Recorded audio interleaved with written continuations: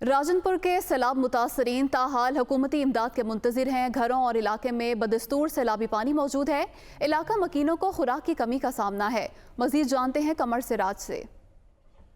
मैं इस वक्त इंडस हाईवे पर मौजूद हूँ और राजनपुर शहर की जो सबसे करीब तरीन बस्ती है चौधरी खालिद, मैं वहाँ पर मौजूद हूँ।